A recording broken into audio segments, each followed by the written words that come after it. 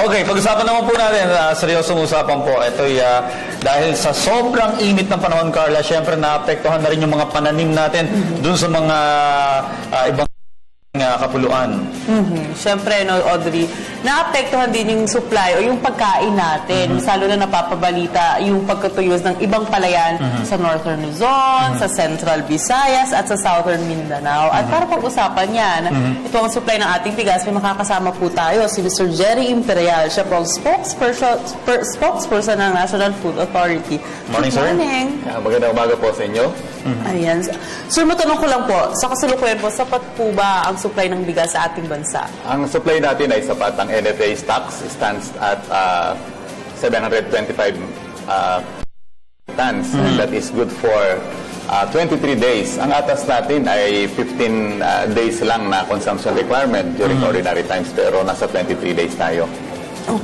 Okay, papasok na po yung lean months. Naibalita po namin kahapon sa pamamagitan ng PTV Newsbreak na meron na daw pong pag-uusap ang pamahalaan or nagkakaroon na ng mga diskusyon kung tayo'y mag-aangkat pa ng bigas dahil nga papasok na po yung lean months. Totoo po ba ito? Tama ka dyan. At yan ay ating pinaghahandaan, yung lean months. Dahil nga kung sakali man dapat handa tayo ang NFA na tugunan yung pangailangan ng ating mga public. In fact, sa June 5 ay talaga ang negosasyon, government-to-government negotiation for the importation of 250,000 metric tons ng ordinary rice. Ang pagkakabalita ko po, ang kausap ay Vietnam, Thailand, at yung Cambodia. No? Mga inibitahan natin. Ilang metric tons po ba yung planong angkatin ng Pilipinas? Gaya ng nasabi ko kanina, nakaplano tayong umangkat ng 250,000 metric tons. Okay. Ito kanina nabanggit ko, no? Siyempre, apektado din yung ating pagkain. May inaasahan po ba tayo na pagtaas ng presyo?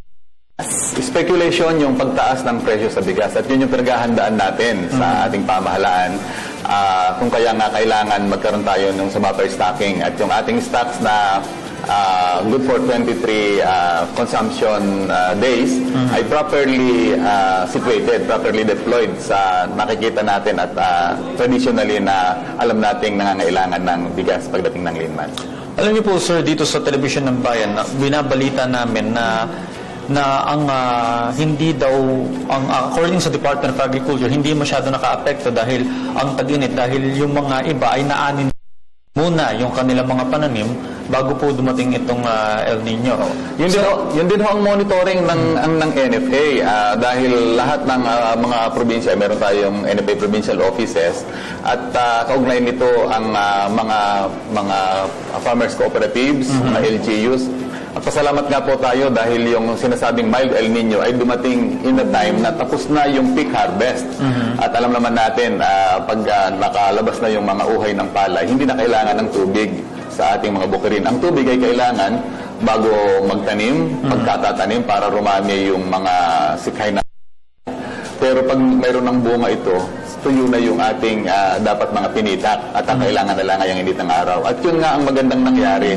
That's why, kahit na sinasabi sa ibang mga lalawigan, sa iba't ibang panig ng bansa ay mayroong inapektuhan ng El Nino, hindi po ganoon kalaki ang nakikita natin na epekto dito. Alam mo, Sir Jerry, Carla, etong Angat Dam nga, no, hininto na yung supply din ng irigasyon.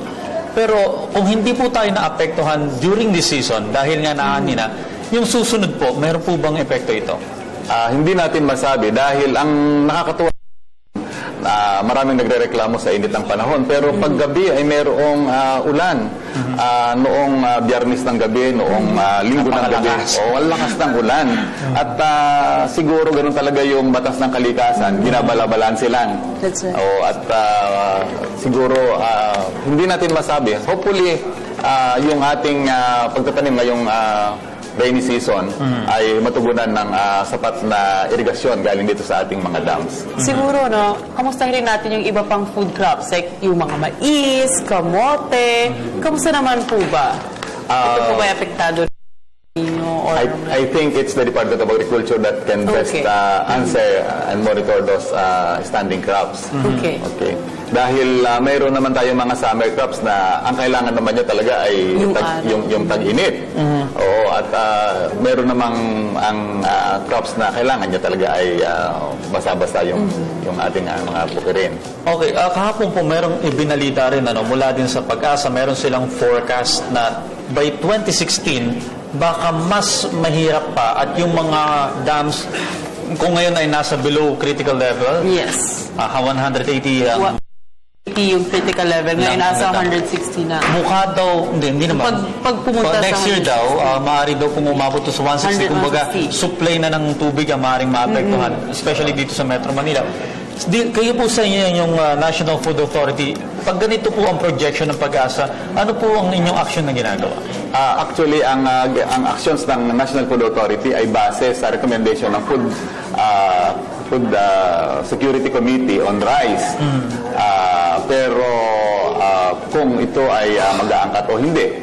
Ngayon, gusto ko lang bigyan ng pansin na mga bodega sa pamimili ng palay ay laging bukas. And we have 303 warehouses and buying stations na bukas lagi upang unang-una ang gusto nating bilhan ng palay para sa ating buffer stock. Yung security rights reserve na tinatawag ay ang ating mga magsasakang Pilipino. Okay sir, alam nyo, maraming napapabalita before na didiscover at nahuhuli ng Bureau of Customs ng mga bigas na inilulusot sa smuggle. Ano pong epekto nito sa ating bansa?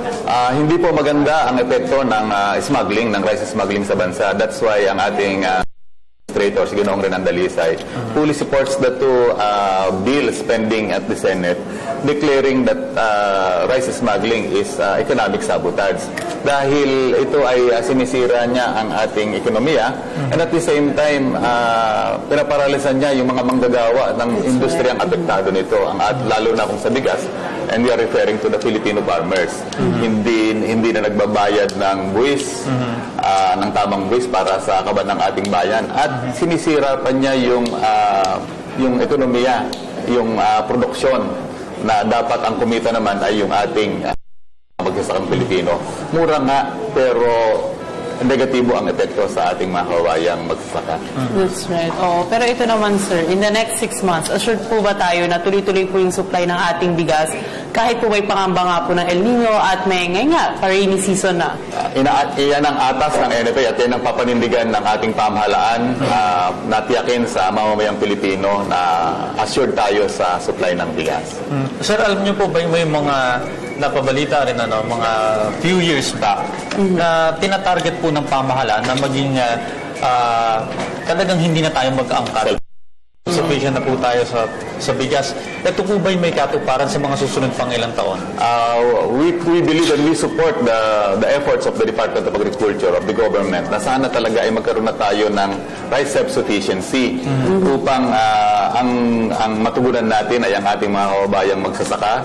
Hindi na tayo maangkat. Yung ating kakainin ay dito manggagaling. Mga kababayang Pilipino ang magtatanim. Okay, bilang panghuli po, sir, yung mga boss po natin na nangangamba pa na baka may kakapusan ng supply ng bigas, maaari nyo pong i-assure sila sa pamagitan ng mensahe. Sa ating mga kababayan, ang ating pamahalan po ay inyong kaagapay upang tiyakin na ang ating supply ng bigas ay sapat at hindi magkakaroon ng anumang pagkukulang. We will always make sure that the rice will be always available, affordable, and accessible to all Filipinos. Ayan, maraming salamat po. Again, nakasama natin si Mr. Jerry Imperial, ang spokesperson ng National Food Authority. Okay, dyan lamang po kayo. Magbabalik pa ang Good Morning Boss.